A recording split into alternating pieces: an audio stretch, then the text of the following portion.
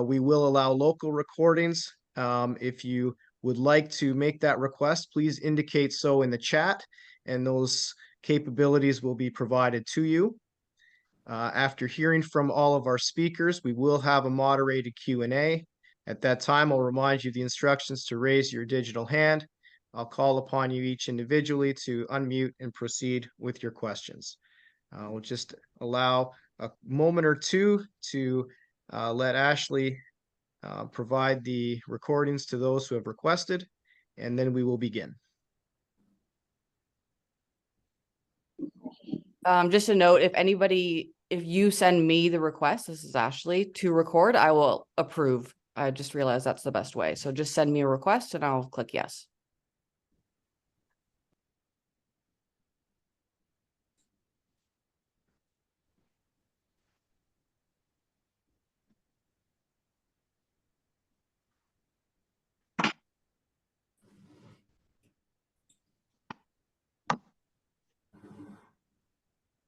Ashley, just let me know when everybody's set, and then we will begin.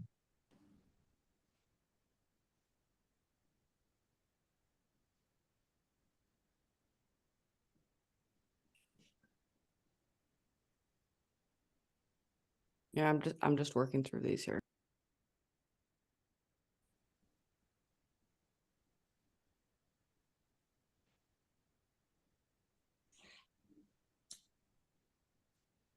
So everybody out there, if you go to press record, it'll be approved. I've changed that setting. So go press record on your laptop and you'll be good to go. Great. Thank you very much, Ashley. And good morning once again to everybody on this call. What a great way to start a Tuesday. So many people interested in hockey on an August 29th is great news for everybody. For those that I haven't had the pleasure of meeting, my name is Paul Krotz. I'll be the Director of Communications for the PWHL, and I'm pleased to lead this announcement alongside board member Stan Kasten and Senior Vice President of Hockey Operations, Jayna Hefford. I'd like to turn things over now to Stan for some opening remarks. Thank you, Paul. All of you out there who are watching, as you can imagine, I've been a part of many, many press conferences, but none quite like this. I couldn't be more excited for what we're announcing today. And I'll get to that in a minute, but before I do, I'm going to go off script for just a second, and I want to reflect how serendipitous it is that we find ourselves here today. Last night, Mark, Walter, Royce, Cohen, and I were with Billie Jean King and Alana Kloss at the U.S. Open here in New York, as they were honoring Billie Jean for the 50th anniversary of her drive for equal prize money, her successful drive. And like everything she has done in life and been successful with, I can tell you she has brought that same energy to this project. She is our spiritual leader. All of us who have been involved have had the benefit of her guidance and her pressure to get this done and to make it right. So the fact that this is all happening at the same time, and I will tell you that Billie Jean and Alana are on this. They're checking up on us. But with all that they have going on this week at the U.S. Open, for them to make time for us is indicative of how important this is to them and to all the rest of us. So with that, let me welcome all of you, and I'll get into some mundane housekeeping announcements, and then I'll turn it over to my colleague who will go through some of the more fun aspects. But we completed these transactions right around the 1st of July, and I said at that time, we'll be back in touch in the next 30 to 60 days with some details. And here we are. So the first announcement I have is that we have a name. We have a name for our league. And as you can see from the screen behind me, it's the Professional Women's Hockey League, the PWHL. And to find us on the web, our website is thepwhl.com, which is my second announcement. We have a website, and it's going live today. It's a startup. Today's the first day. There's not a lot on there yet, but we are going to keep populating it every day from now on. And so it'll be the place to go for news about our league, for developments, for people in our markets to sign up for information about tickets when they become available, and all those other things associated with our league. So again, it's our first day of our new league name and our new league website. So tune in often. That's where you can find stuff about us. Now, the next announcement is I want to confirm what has been out there for the last 24 hours. We will start this coming season in January in our original six, our six markets. The Canadian markets are Montreal, Toronto, and Ottawa. The US markets are Boston, New York, and Minnesota. We do not have a logo for our league yet, and we do not yet even have names for our teams, because those things are very picky and they take time to trademark things, to register things, to design logos. We don't have those things yet either, but we are working on all of those things, and we will be back to you in the coming weeks with all of that news. I can assure you, though, we are hard at work on, as I call the mundane things. Speaking about our season, I want to talk to you about that. Our first year will be 24 games, 12 home, 12 road. In subsequent years, we will have a schedule of 32 games, and our season will typically start in November. But for this year only, it'll be 24 games. And I should tell you, this was a sticking point in collective bargaining because our players wanted more games. Not that they were getting more money, they just wanted to play as much hockey as possible under the new conditions that we are going to be providing them. And it was very exciting to work with this group of players to get that done. Now, we don't have a schedule for you yet, and there's a really good reason for that. I said we're going to have 12 home games and 12 road games, but that doesn't mean we will play all 12 games in the same building or even in the same market. And some of that has to do with the extraordinary level of help and advice that we have gotten from the NHL. They have been fantastically supportive of us from the first minute that I spoke with Gary Bettman right through today. All of their leadership has pitched in to help us. They understand it's our league and we're going to have to do this on our own and make our own decisions. But whenever we have had a question or a need, they have been right there to assist us, to give us advice, to make suggestions. And that leads me to my schedule, because they have proposed very generously to work with us, to collaborate with us on neutral site games, which means games in other cities that are not in our original six, both NHL cities and possibly even non-NHL cities. And in some of our markets where we are not playing in the bigger NHL venues, we will probably have events in those venues. We'll be promoting those as special events. And so I don't know how many of the 12 home games we will actually play in our home venue. But that's why that will take time to work out. We're also going to be appearing at some of these special events that the NHL does during the year, whether it's the Winter Classic or the All-Star Game or other things. And so putting all of those things together and working around the problem of building availabilities in every city has been complex. It's going to continue to be complex, and that's going to take us a little time. I would expect that we will have a schedule to put out there sometime in October. The sooner the better for us, obviously, because it's the sooner we get that out there, the sooner we can start with ticket sales, the sooner we can line up broadcasts and all of those things that we still need to do. We also have had to work in each of the markets to get the very best training facilities that we can. It's not just about finding venues for our games. We also need the very best conditions for our players to train, conditions that all elite athletes deserve, no matter what sport they play in, and we've been working hard at that. And that's going to continue to take some more time, but we do have our market set. We're confident in these markets, and we look forward to playing in each of these markets, as well as any of the other markets that we will be in. Now, again, that's some of the mundane stuff that we need to get out of the way. Now I want to turn it over for the fun stuff. And I'm going to turn it over to Jayna Hefford, who is our Senior Vice President of Hockey Operations. Everything you see on the ice or involving players in our league this year will come under the direction of Jayna, who has a lot of experience both in management and, of course, as a Hall of Fame player. So let me turn it over to Jayna for giving everyone an update on where we are on hockey developments. Thank you, Stan. Excited today to share a lot of these details with this group. We had a chance to talk to the larger player group last night, and similarly, they had patiently been awaiting details of everything we've been working on. So I'm excited to share that with this group today. But I would be remiss not to, at least I think, start this off by reflecting on the historic moment that we're in and the significance of this announcement today.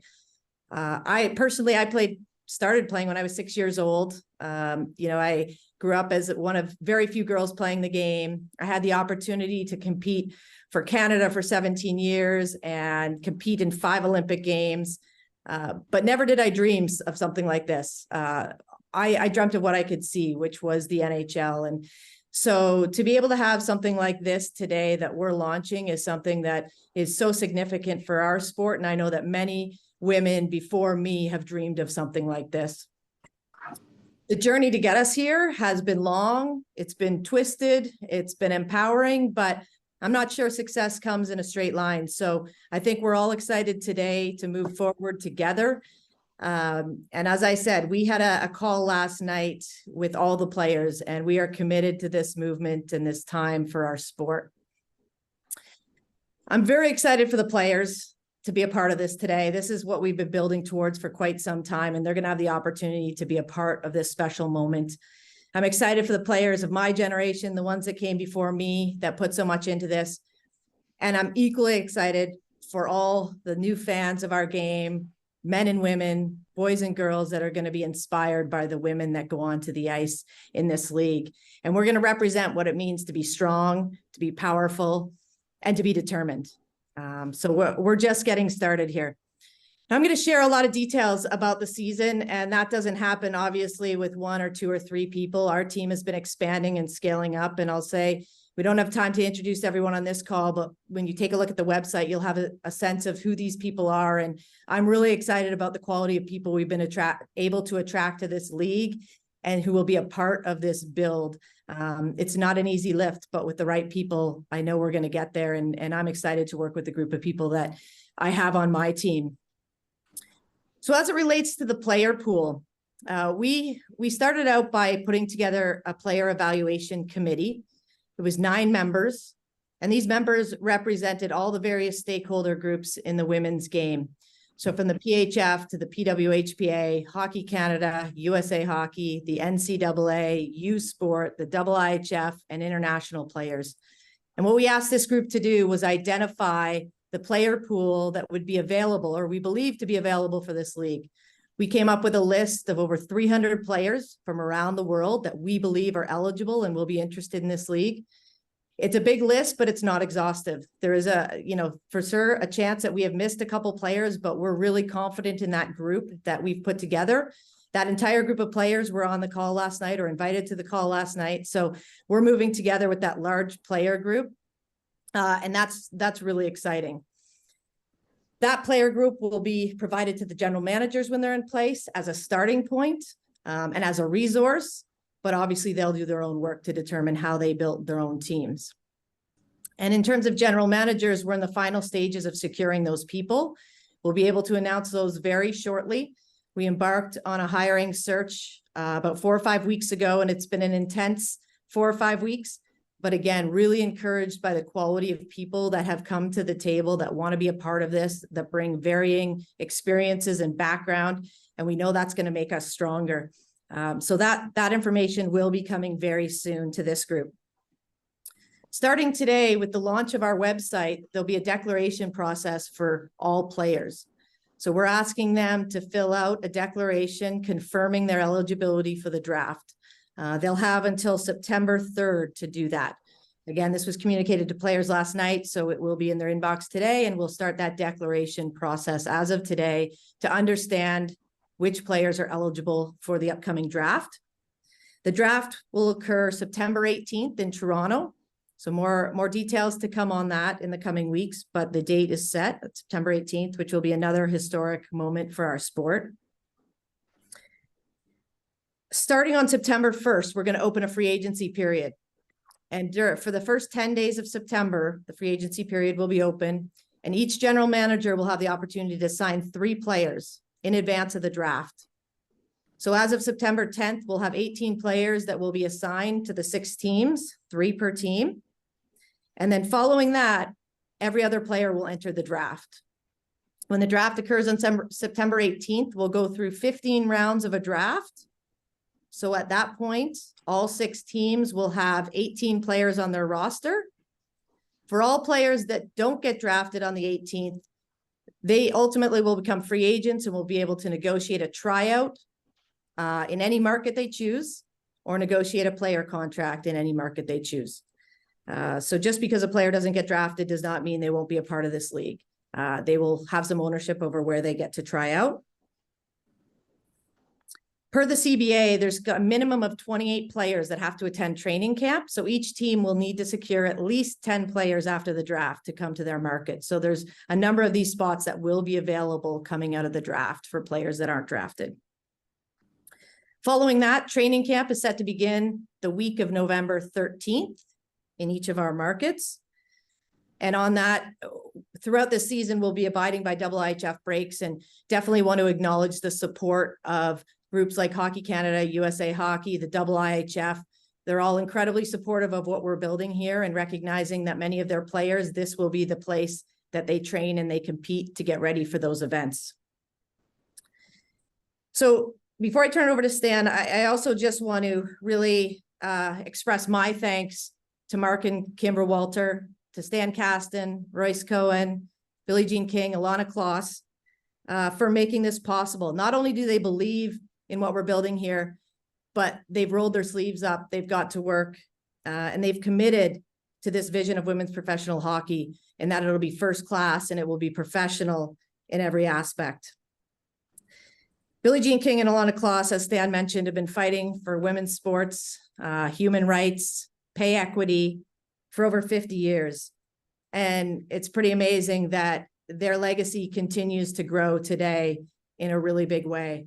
None of this would have happened without the support of Billie Jean King and Alana Kloss. So again, I want to express a huge gratitude and thanks to them. When we started this journey, their advice was, if you want to create change, you need to stick together and unite. You need to create a united voice. And that's what we've done to get to this point. And from this day forward, that's how we'll move forward with this league. So again, thank you to them. And we can't wait for fans around the world to join us on this journey. So Stan, I'll turn it back over to you. Okay, thanks, Jayna. We're gonna open it up to questions for me and for Jayna, but first, I want to invite a special guest to say a few words, a friend of everyone in the hockey world, but especially the women's game for a long time. And that is the new executive director of the PWHLPA, Brian Burke. Brian, if you're on, can we get him in? There you are. Oh, Brian, the floor is yours. Thank you, Stan. Well, thank you, everyone, especially it's the most exciting day in the history of women's hockey, in my view. I think this is an amazing day. I do want to thank the ownership group, Mr. and Mrs. Walter, Ms. Kloss, Ms. King, and Stan Kasten in particular, who's been an old friend and a great friend of hockey. I want to thank our executive committee for working so hard to put all this together. It's an exciting day, folks. So just a couple things, and I will be very brief, I promise. First off, we are committed to a platform of fairness and equity and equality, and the core values that started this league will not ever change. That's number one. Number two is we don't care where you played before you got here. We're excited to have you here. If you can play here, you can play. And so we're excited. Don't worry about where you played before. We've got a spot for you if you can make us better. And we look forward to growing this league together It's an exciting, exciting time. They've given us a chance here, the ownership group, to pave the way here for success. Now we got to drive that one home. So thank you, Stan. Thanks, everyone. We're so excited.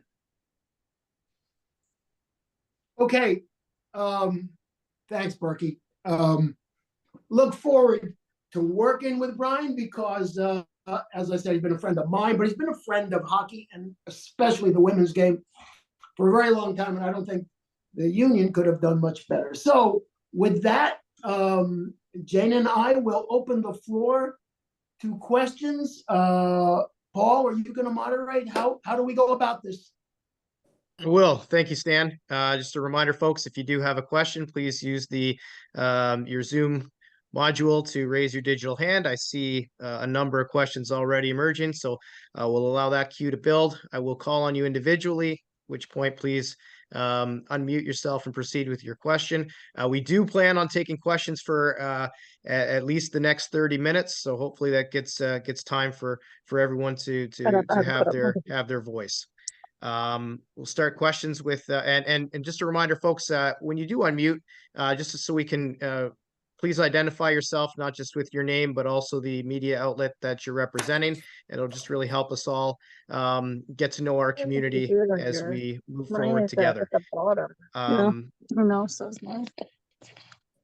Or just ask everyone to please mute if you're not asking a question. I just hearing a little bit of background. Okay, great, thank you. John Worrow, please unmute and proceed. Thanks, Paul. John Worrow, the Associated Press. Congratulations on getting to this point in what's been a long process, Jayna. And this one's for you. What went into, and I've got a follow-up question for Brian Burke, but what went into determining these markets as having the potential of having the best success? And what gives you the belief, Jayna, in believing this model is the one that will succeed? Well, thanks, Sean. As it relates to the markets, there's, like everything else here, been a ton of work been done over the last number of weeks and months to identify the best markets for this league. There's been facility visits, various site visits. We're looking at game facilities, training facilities, strength and conditioning pieces to it to ensure that we have all the pieces that we need for our athletes. So we wanted a market that was excited about the women's game, that had a lot of traditional hockey fans, that we thought would support something like this. We were looking for venues that provide the level of professionalism, the size that we believe we need. The availability of buildings becomes an issue when we look into this, and how the markets, I think, fit together. Additionally, I'd say we consider, the support we've had in the past, and, NHL support, as Stan mentioned, has been really, really valuable. So I think it's a bit of a puzzle to get to the point of confirming these markets, but we made sure we did as much research as we could to get to this point. Yeah, sorry, go ahead. Second question about why this is different. I think there's a few things. One, we have an ownership group that provides the capital, the resources, the experience to do this in a professional and a first-class way. And the obvious symbol of that is completing a CBA that both supports the long-term view of the ownership group, but also allows the players the certainty and the comforts and that hits their level of professionalism as it relates to a day-to-day experience as a female hockey player. This league will have the best players in the world. It's the second part. And the third part for me is that, we're witnessing a point in time where women's sports is certainly thriving. The demand is there. The excitement is there. The willingness for people to really embrace what we're doing. I don't think there's ever been a better time. So I think with the people we have involved, we're incredibly confident for the future of this league.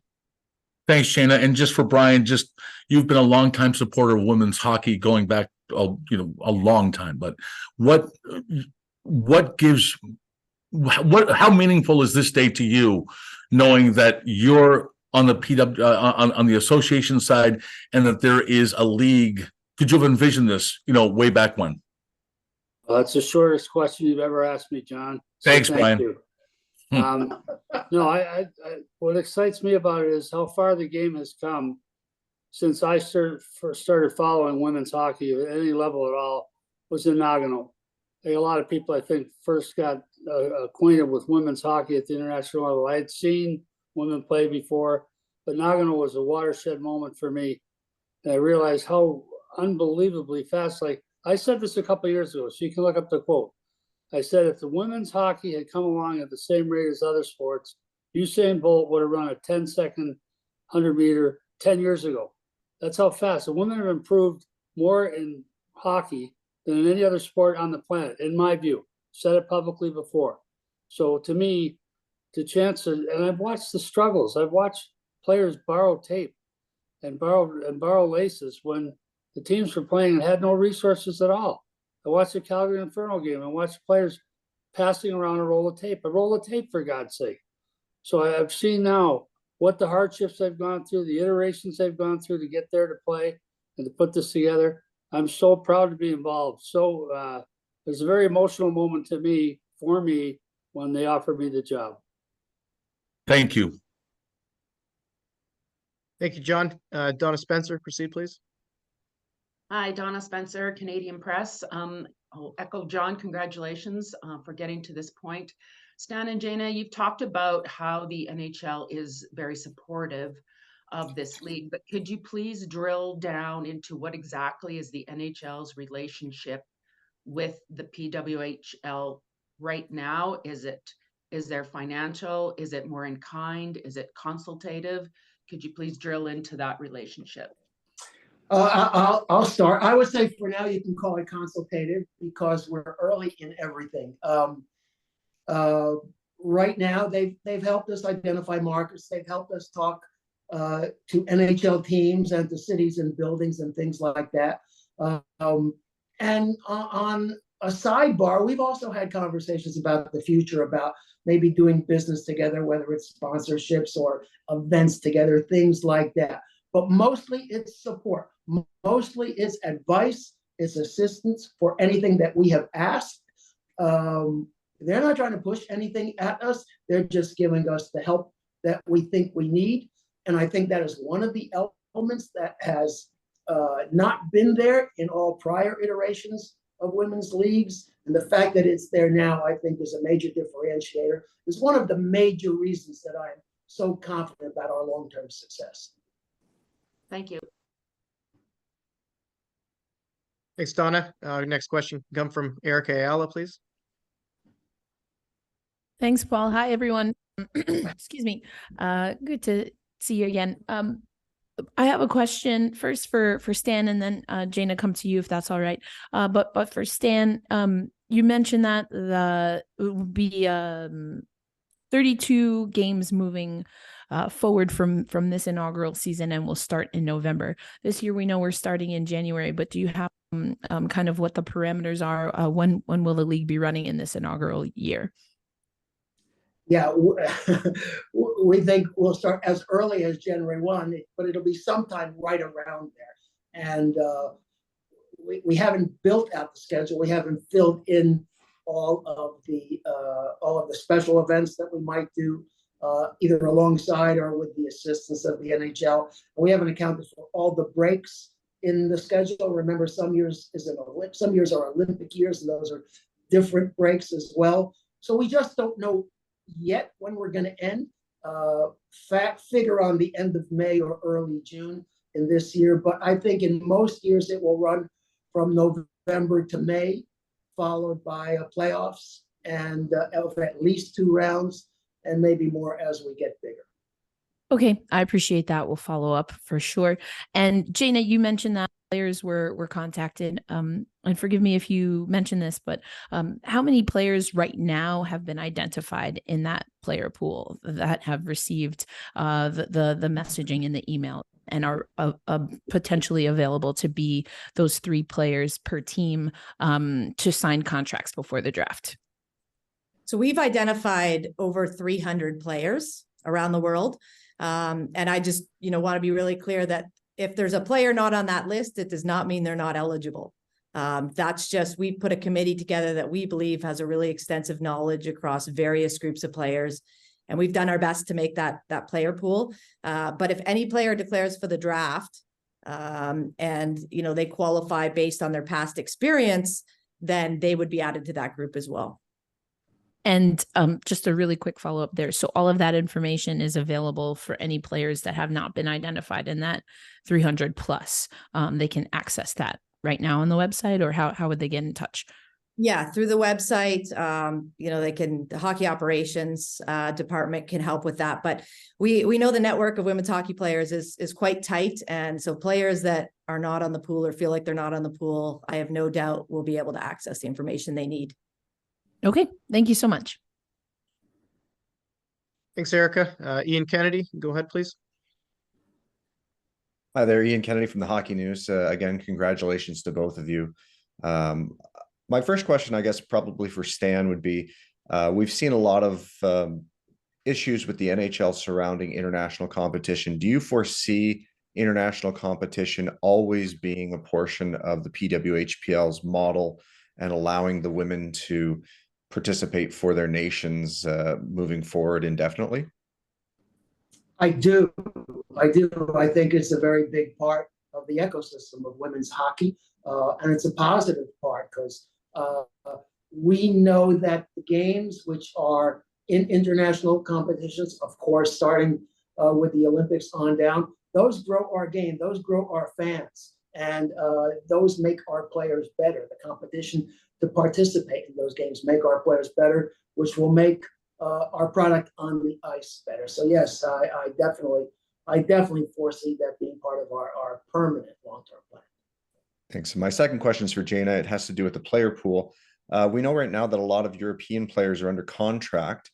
And I'm wondering if you've begun the process of transfer agreements or discussing with those European leagues how that might work to bring some of those talented players overseas. And my second question with that relates to the eligibility of current NCAA players. I saw in your draft that players that are in the NCAA could potentially make themselves eligible for the draft, and if you've discussed what that means for eligibility with those NCAA players. So from an international perspective, all of those players that could be signed elsewhere at the moment, they'll need to declare themselves available for the draft. And they'll need to say that they are able to be drafted, relocate, and compete in the season as of November. We've had a number of players reach out that have exit clauses in their contracts. All of that is not really any of our business, but when they declare for the draft, they are going to declare that they would be available and ready to play as of November. So, of course, we welcome all of those players. As it relates to NCAA and U Sport, we've been in contact with both those organizations around eligibility. We are not putting eligibility requirements, whether that be age or otherwise. But what we have said, and you would see in this document, is that all of these athletes need to consult with their own compliance officers to understand how it impacts their own eligibility. But we, again, they need to declare if they are willing and want to be a part of this draft, and acknowledge that they would come and relocate and be a part of this league moving forward. Thanks. Really quick follow-up for you, Jayna. About the draft, if a player is selected and for some reason it does not work out for them this season, how do the rights work in that? Are players indefinitely the rights of the team that selected them in terms of those NCAA or professional players that might, for whatever unforeseen circumstance? A player's rights will be held for 2 years once they're drafted. They could then potentially re-enter the draft. And then there's a rule that will come out in our rules and regs that you can't go into more than 2 drafts. So you'll have the opportunity to be drafted twice should you not be able to sign a contract in those first 2 years. But then after that, you wouldn't be able to enter the draft again. Thanks so much, both of you. You're welcome.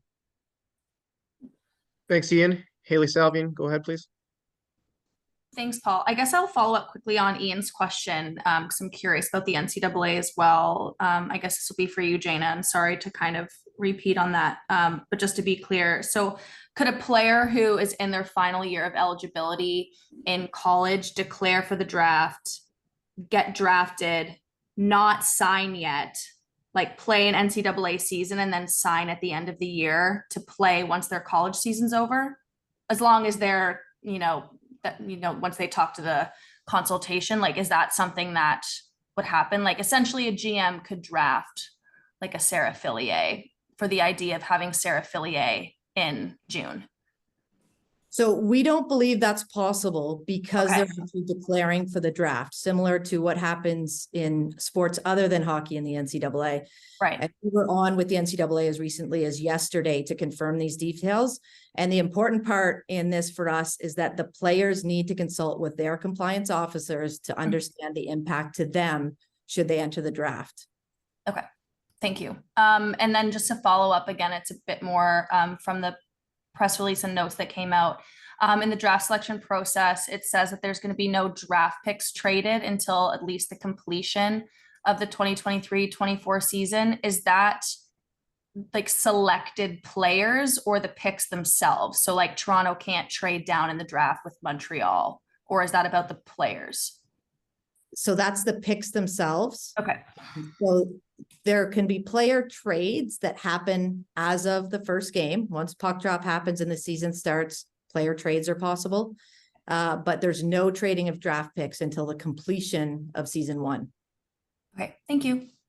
Can I add something that I don't want to gloss over because this is really important? Jayna is going through a lot of these rules, and she didn't come up with them out of thin air. We included all of these subjects in discussions with our players, with the union. We have had a very collaborative process from the start.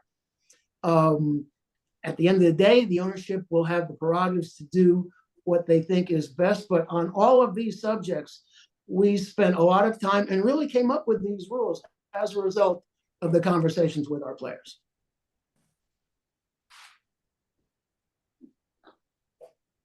Thanks, Stan. Thank you, Haley. Greg Wyshynski, go ahead, please. Cool. Thanks, everybody. I one for Jayna, one for Stan. Jayna, I was curious about the New York area team thing. I know Stan said New York, the release says New York area. I talked to the Rangers, Devils, and UBS Arena yesterday. They all told me they haven't heard about a team playing in their arenas. I was wondering, the PHF obviously had a metropolitan New York area team. I was wondering if it's a team that could play maybe in multiple sites, but I was also curious if there was any chance they could play at Barclays Center where the New York Liberty play. I'll throw that over to Stan. I don't know if we're ready to announce our venues yet, but I think we have a lot of options, and we have the confidence in those options to know that that's where our team will be at this point. Yeah, and the New York Liberty is a basketball team, so the conditions aren't exactly the same. But Jayna's right. We have been in discussion with a number of places, both to play games and to train. And until it's final, we're not going to be announcing venues today, but we expect to be announcing venues very, very soon. Cool. Well, Stan, since you took that one, I'll ask Jayna this one then. Jayna, obviously with the Dream Gap Tour, the USA versus Canada rivalry was such a huge selling point to bring people to the women's game. How much, now that you're going to have all these national team players in the same spot, how much is the USA versus Canada rivalry going to be used as a selling point for the PWHL?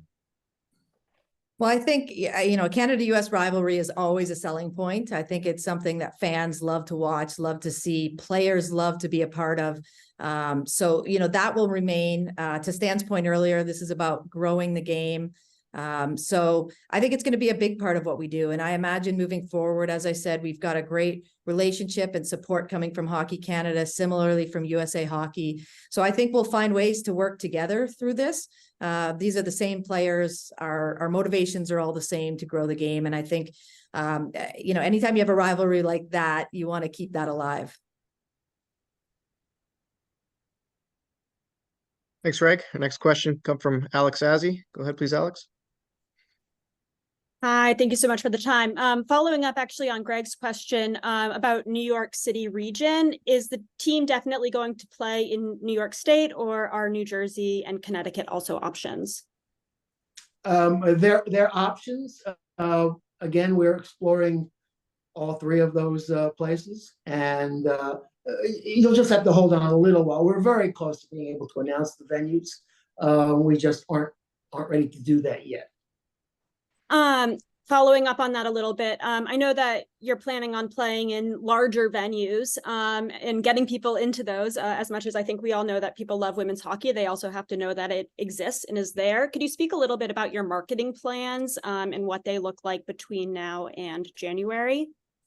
Well, the first thing I want to say, because I'm very proud of it, we're getting into training camp 6 weeks before the first game. That's way more than you would typically do. But this was at the players' request. They said, we want to be in our markets because we want to be in there, spreading the word, getting out the news about our league, being in the community, and establishing ourselves. So that's the first thing. We have an extraordinary pledge, both in writing and verbally, from all of our players that they want to be involved in spreading the word and growing the game.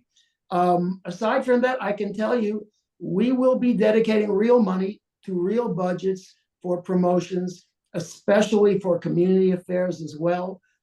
We understand that people don't just come in because you announce that you have a game. We have to have promotions at the games. We have to have promotions in the community around the games. We need to do advertising. We need to have sponsorship arrangements that spread the word. So all of those things that you see in modern professional major league sports are the tools we're going to employ.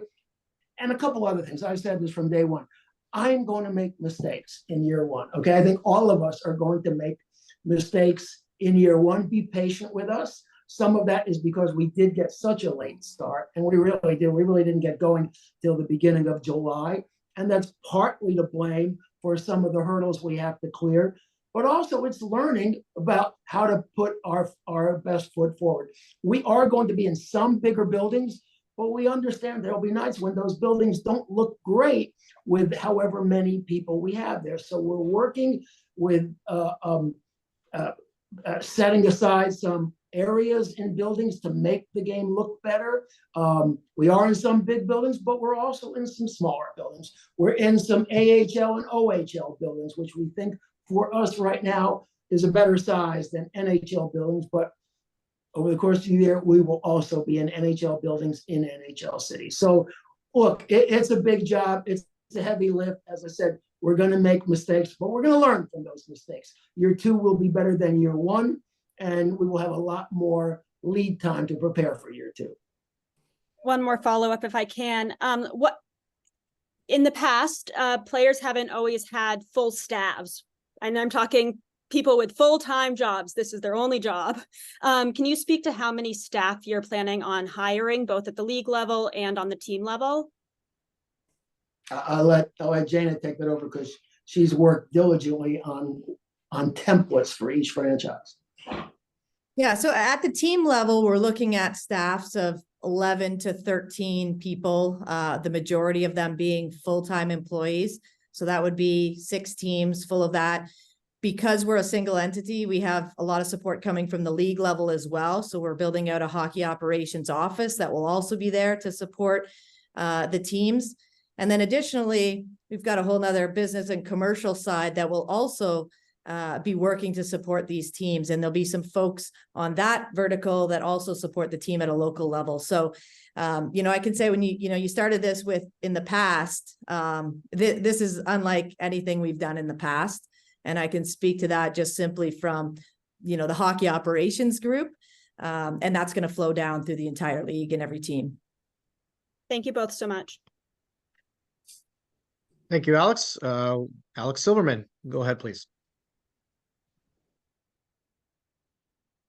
Hi there. So the release, I believe, phrased it saying that the Walters would be providing financial backing. Is it accurate to say that they are the sole financial investors in the league? That's right. And do you have any estimate for first year startup costs? I do. That you can share? Oh no. Come on. That stuff, business stuff, is private, should remain private. All I can tell you is we didn't do this for the short term. We didn't do it for the long term. We did it for it to be permanent. We have plans so far Our business model goes out 10 years. We'll go longer when we need to. But we understand that this is going to be expensive, particularly in the early years, but we're prepared for that. And we think of all those amounts of money, not as being expenses or losses. We think of them as investments in what we are building.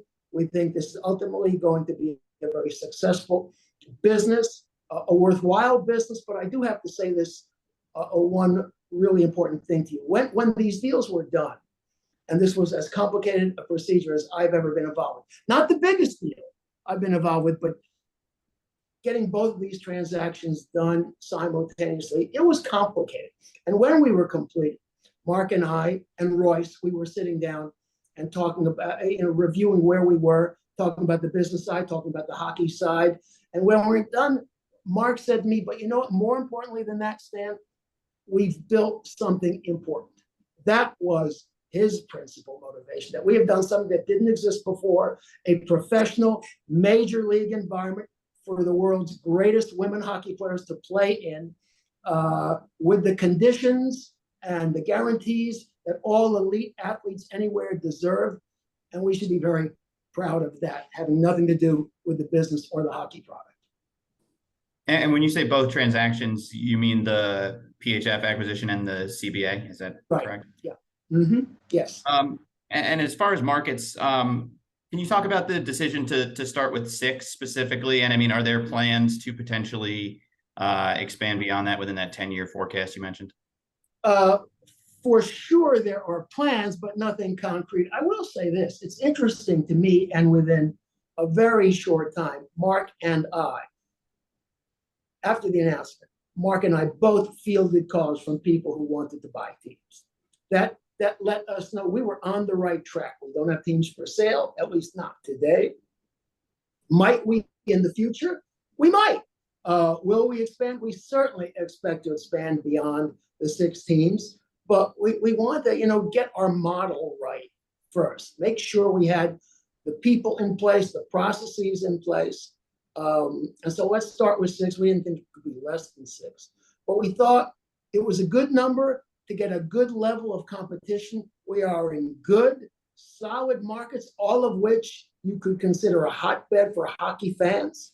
And we just thought it is a good way to start our inaugural season, but we absolutely have plans to be bigger someday. And I would say even internationally, but I mean, technically we're international already. So those are definitely in our plans. Last thing for me, do you plan to kind of run the league level business ops out of Chavez Ravine for the foreseeable future? Well, right now, it's so interesting. We're still in a remote environment, and other than Royce and Stan, nobody is in Chavez Ravine. Everyone is scattered.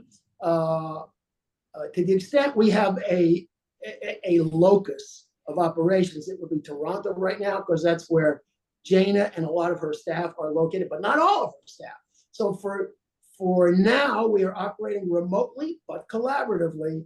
And maybe in the next year, we'll have to think about one central location for everyone. But it is just not on the immediate to-do list. It's on the secondary to-do list. Great. Thanks so much. Thanks, Alex. Mike Murphy, please.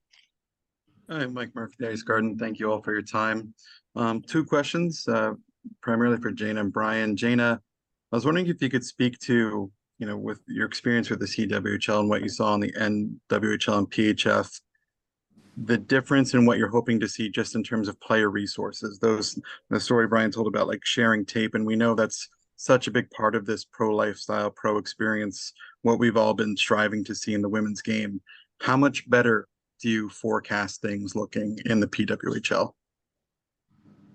Thanks for the question. I think the first thing you need to do is look at the CBA, and that's gonna tell you a lot. I mean, when you bring up, those leagues of the past, and I think we certainly, aren't looking back at this point, but there is a lot of situations that just weren't a professional environment, weren't a first class environment, or respectable environments for athletes. And so all of it's going to be different, from the way they show up at an arena, the facility they're in, to their permanent training space, to the resources and staff around them, to their meals pre and post training, to the marketing that's going to be put behind what they're doing. I mean, I think everything is changing. And I don't know if that's a great answer, but if you look at the CBA, there's a lot in there and a lot of certainty for the players on what this experience will entail. And that's incredibly exciting to all of them. And then another question is, has there been any discussion between the PA and the league itself about whether or not the league will be inclusive and accepting of transgender players? Yeah, we're working on the transgender policy right now. That will be in place very soon and available for everyone to see. Thank you.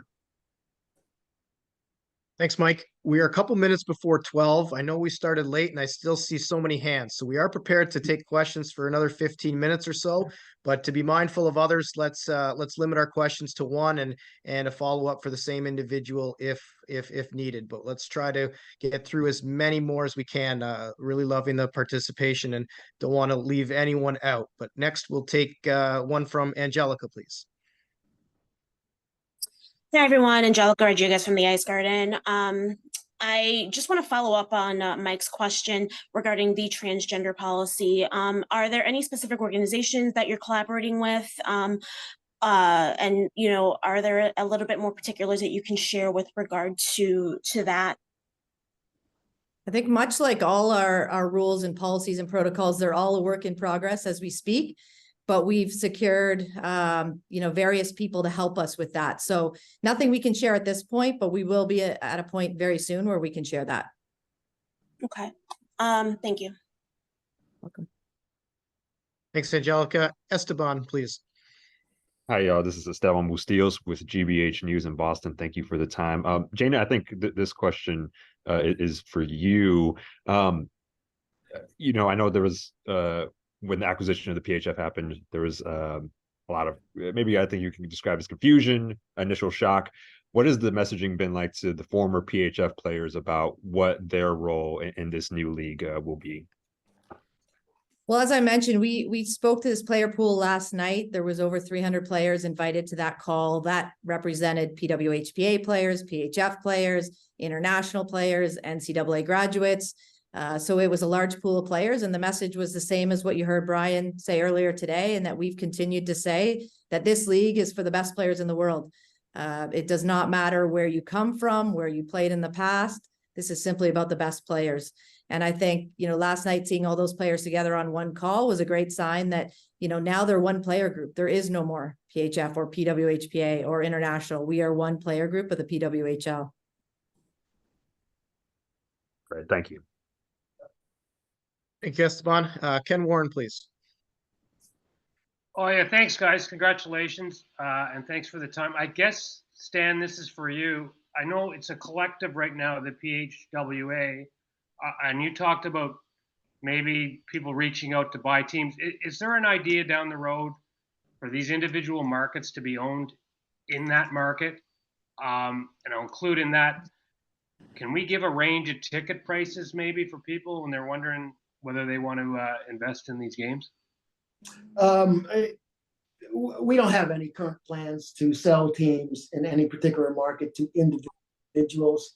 But like I said, that could change down the road, but there are no plans to do that. And as to ticket prices, we are, all of us involved in the ownership and management of this league have a lot of experience in the business of putting on games and determining ticket prices. And we haven't turned our attention to that. We have just finalized our markets, but I'm confident that we will get the right answers for each market. Doesn't mean it'll be the same in each market. We'll just have to study what the conditions are in each market and arrive at the proper numbers, depending on the building we're in and things like that. Okay, just one follow-up, and it's specific to Ottawa. I know obviously they weren't in any of these other leagues for a long time. I know Ottawa had a team way back in some kind of semi-professional setup. Why Ottawa? Does it work with the geography you guys mentioned? Is that part of this? And I imagine there's a couple of possible venues in Ottawa. Ottawa's a great city. For those people who haven't been there, it's a great city, and of course, it's a great hockey city. There's a lot of interest, not just in hockey, but in women's hockey in that city. The buildings availability was there for us, and I will say, of all the markets, they might have been as enthusiastic as any in wanting us to be there. And when you're enthusiastic, you work hard to help. And so that was a very strong point in their favor. It's also an NHL city. It's the capital of the country. I don't need to sell Ottawa. It sells itself. Thanks, Ken. Jared Book, please. This is probably a question more for Stan. What are the plans for broadcasting? Obviously, it's still very early. I'm not expecting details, but is the expectation that all games will be available at least to stream in season 1? That is what I've charged my group with. Yes, that is certainly our goal, at least for streaming for every game. They can't stream a game without real production behind it. So that involves a lot of details, a lot of expense, a lot of investment, but a lot of details. And so we are working on that. But you're right. Our goal is to have every game at least streamed, if not on linear TV somewhere. And just a quick follow-up for Jayna. You mentioned 11 to 13 staff members per team. Is this going to be something that's going to be centrally controlled by the league itself, or will teams have the ability to add staff members that other teams might not have? What's the process for that? So just a quick clarification, those are hockey ops staff at the team level, because there may be additional that sit on the business side. But from the hockey ops side, the GM would be tasked with filling out an organization in collaboration with the league. This is a single entity, so we're going to work with those GMs. We have deadlines that we all need to hit. And so we're going to work with them to ensure we bring in the best people we can find on the support staff level as well. So it'll be in collaboration with them, but the GMs will have a big say in how they build out their teams.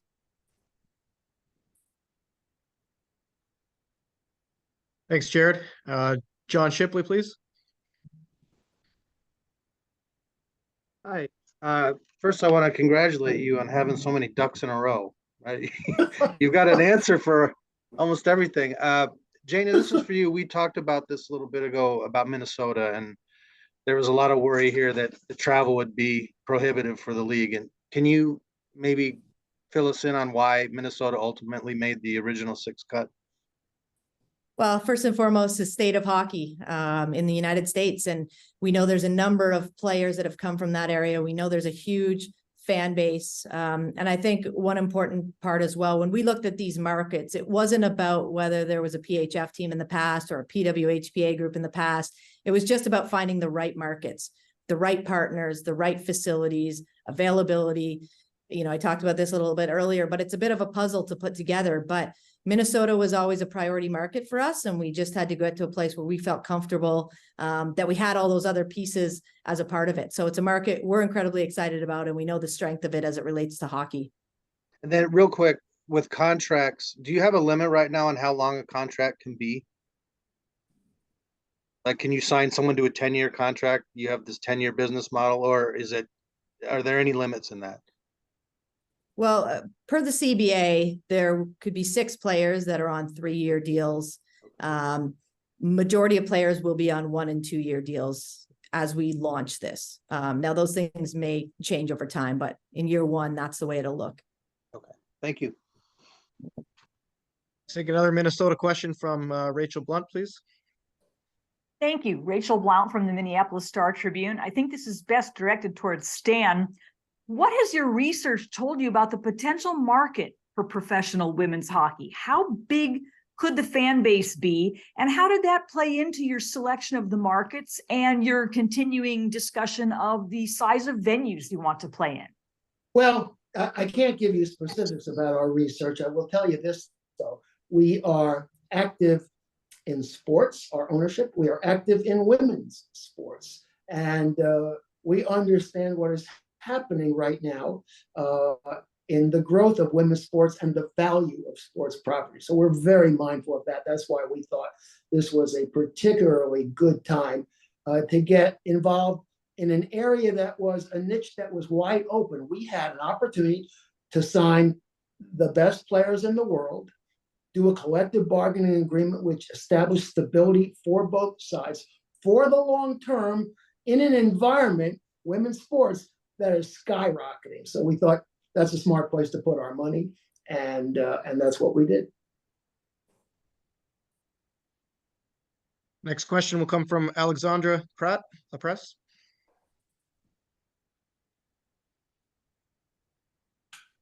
Alex, you can unmute and proceed, please. Sorry, I had a problem. What do you like about the Montreal market, and have you found a venue for the team? Jayna, why don't you take that?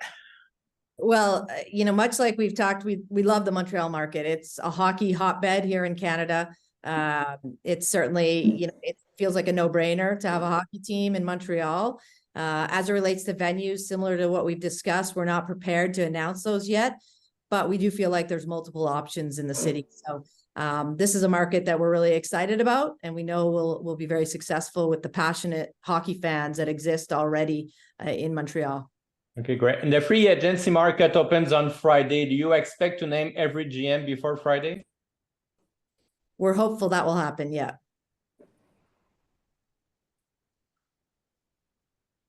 Thank you, Alex. Jean-Francois, please. Yes, I'd like to know, for local markets, can we have any information or can you redirect us to contacts like we're in Ottawa here, so I'd like to contact people here in Ottawa. Is there a way we can get information for that? I would start by going to the website, thepwhl.com. That would be the place to start. If not, you have Paul Krotz's information, who is a communication director, and he can direct you to wherever you need to be directed to. All right, thank you. Jeremy, go over, please. Jeremy Kagover, AP Radio. The idea of neutral site games suggests you understand how important other markets are to the growth of the league and, quite frankly, the financial health of the league, right, from merch sales and sponsorships, et cetera. Yeah. So Stan, in particular, Jayna, you can jump in too. I just don't know where you're from in particular, but Stan, what are the challenges in impacting markets in order to grow, such as Western Canada or your LA or my Nashville, or, other than the 6 teams that are kind of in the same geographical area? And thank you so much. Congratulations again.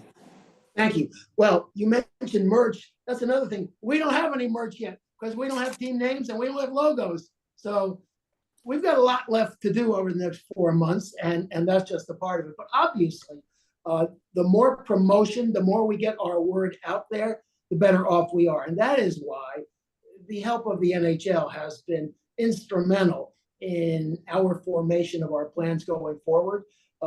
Anytime we can be associated with the NHL, a brand as successful as it has become, is a plus for us. And anytime we can show our product in NHL markets that are not currently in the league is also a plus for us, because there are a lot of fans in all markets that are watching us on TV, or that will eventually watch us on TV. They care less about where the game is coming from than seeing our product, but what they'd like to see are big, exciting crowds in big, exciting buildings.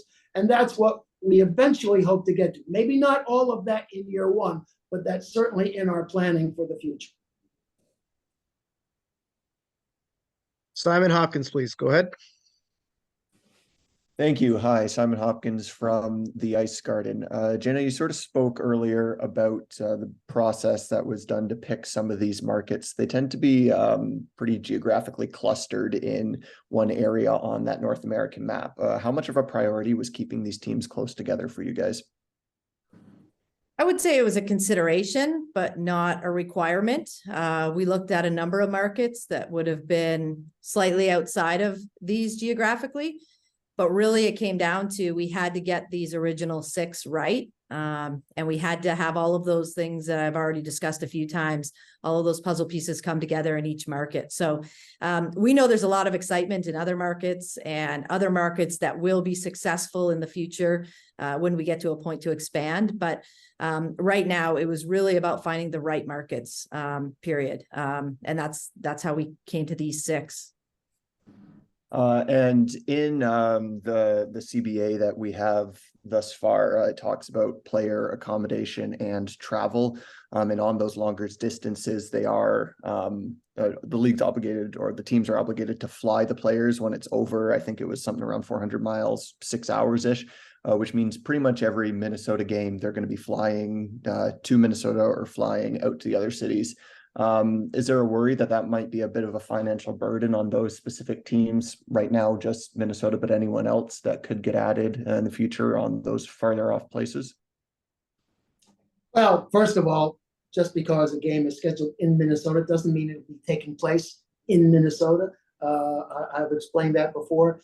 And don't worry about financial burden on teams. There's only a financial burden on one entity. So no matter what the expenses are, it's coming from the league. The league is paying for it. We understand flying to Minnesota is cheaper than taking a bus from Ottawa to Montreal. We get that, but we're prepared for that. And Minnesota, at the end of the day, we thought we just had to have it there, because if there is anything like a women's hockey hotbed in the U.S., it probably is Minnesota. So we really couldn't leave them out of the original 6. Thank you. Go ahead, Michael Silverman. Yes, I guess there had been perhaps some doubt, unjustified in the end, whether Boston would be a market. Can you please explain why you had to have Boston as one of the 6 original? Yeah, I think Boston is an obvious market for us. There was confusion about any market because we're only having 6. And that left out a lot of really, really good, really, really obvious markets. But Boston also provided a number of different alternatives for venues, some big, some small, and places to train. So in terms of that, it really was a good fit for us. And we're excited about being in Boston. We've had great reaction from the people we've spoken to. We've had great media reaction in terms of broadcasts and things like that. So we expect it to be a very successful market for us. I know nothing's settled yet for venues, but will it definitely be both training facility and home ice be in Massachusetts versus, say, New England? I think that is our current plan, yes. Thank you. Miles Dichter, go ahead, please. Hey, Miles Dichter, CBC Sports. Jayna, as you look into hiring the 6 general managers and then the subsequent hockey operations staff, what's sort of the criteria that's going into that? And as women have come more into management and coaching roles in the NHL, are there any DEI initiatives to go along with that? Yeah, I mean, the requirements are to find the most qualified people that bring obviously hockey knowledge and experience to the table, but also trying to make sure we have a diverse background of people with various experiences. I'm personally less concerned about gender as I am about bringing the right people that bring the right mix of skills and functional skills to the table. As I said, we're really pleased with the candidates that have emerged, and we're really excited about the ones that will be announced really shortly. So it's been a really great process, and we certainly have had a very high number of women that have become candidates in the search. Zoe Hayden, please. Hi, everyone. It's really great to see everybody. I know that we had previously talked a little bit about the compassionate circumstance waiver was something I saw posted online today. I was wondering, to go along with that, what level of communication teams might have with players prior to the draft about potential preferences for draft or circumstances, like living circumstances or visa circumstances that might affect their ability to join the team that drafts them. Yeah, so when players declare for the draft, they have the ability to complete a compassionate circumstance waiver. This would be a situation that is somewhat out of a player's control that would mean that they just simply cannot relocate to another market because of given circumstance. We think that's important. Should that be approved, the player would be permitted to play within the market that they choose. I think as it relates to everything else, visas and different things, those would be provided by the league. And GMs will have the ability, I think, to reach out to players as they look to determine who they're going to draft and have discussions with them about their want and their willingness. But, this draft is a really exciting moment for all of women's hockey. It's never been done in a way that GMs and teams select players that they think can help them win a championship that haven't been based on convenience for players. And we've talked about that a lot. There's going to be a strong level of integrity to this draft. That, you're going to a team that wants you and thinks you can compete, not because you happen to have a home there or family in the market. The integrity is incredibly important to the players. Thanks very much.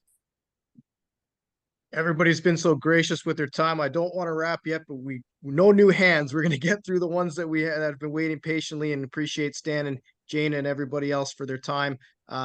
New questions only. We'll take Sam, Jerry, Ken, and Kristen and Aaron. So go ahead, please, Sam. Hi, Sam Fryman, Hockey Writings.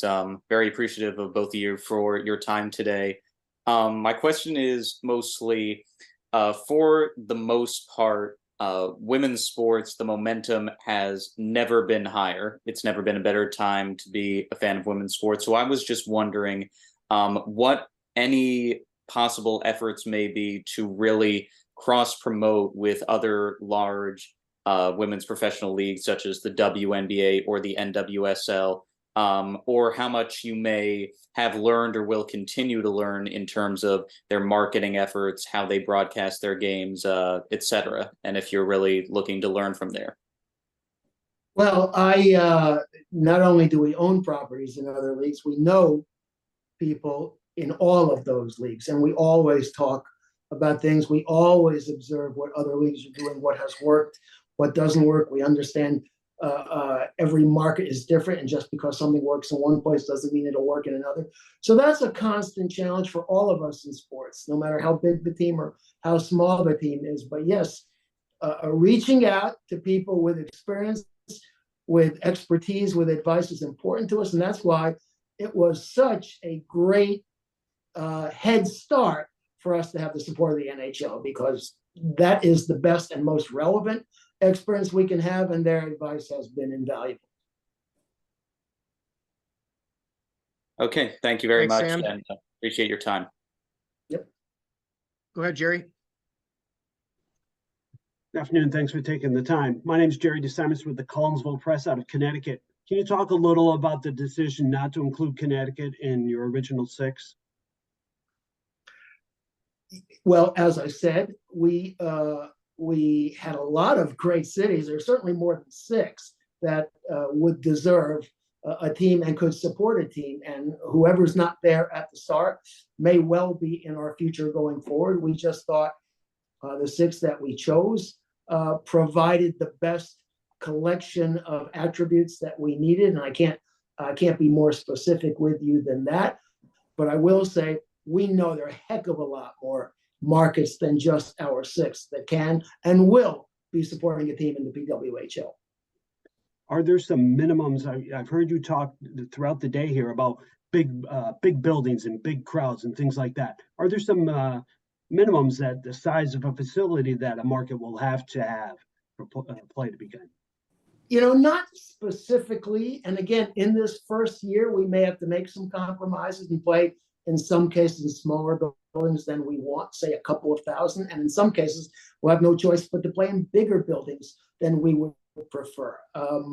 But that's all part of this process of learning along the way in year 1. Again, we got started very late, and by July, most buildings' availability of days for the following year are already spoken for. And that was a big factor in where we could either play or train. And so we will learn as we go along. We understand we're not going to be selling out big buildings necessarily right away in year 1. We're prepared for that. We will learn along the way and just take our time getting to the ideal places. Thank you. Thanks, Jerry. Ken, Kristen, Aaron. Go ahead, please, Ken. Yeah, hi, Ken Campbell here. Question for Stan. Stan, back when Brian Burke was the GM of the Toronto Maple Leafs, I believe he spoke at a dinner one night and he said, "How many people here support women's hockey?" And almost everybody's hand went up. And then when he said, "Okay, so how many people are going to the Toronto Furies game this weekend?" nobody's hand went up. And I would acknowledge that it's a great time for this to happen, and obviously the support is there. There's no question about it. Is it really now up to hockey fans who claim to be supporters of women's hockey to actually get behind this? Like, is it on them now, do you think? No, it never is. No, first of all, I can so see Brian doing that. I mean, I can absolutely see that is exactly who Brian is. No, it's never on the fans. It's up to us to provide a reason to come support us every day. I have a deep philosophy of how to build franchises. It's like how to build any company. We have to focus on your product, your customer, your brand. In what we do at sports teams, it's our product on the ice, it's our teams, it's our environment for our customers in the stands, and it's our community relations. All of those things are incumbent on us. This is our responsibility. No fan owes us their time or money. It's on us to earn it, and I accept that challenge. Thank you. Thanks, Ken. Go ahead, please, Kristen. Yeah, just looking at the website, I'm not sure if you'll have an answer to this question yet, but the goal of a league like this is ultimately to win a trophy and create a legacy for this trophy. Do you have any idea what this trophy will be called, who it will honor? We've had the Clarkson Cup, Isabel Cup. Are we there yet? We are not there yet. That's on page 2 of my million-page to-do list. We're just not there yet. And that's all I can say to you. We have 4 months. I'm sure it will have something to say before our season opens, but I don't know when between now and then. Thank you. Last question. No pressure, Aaron. Go ahead, please.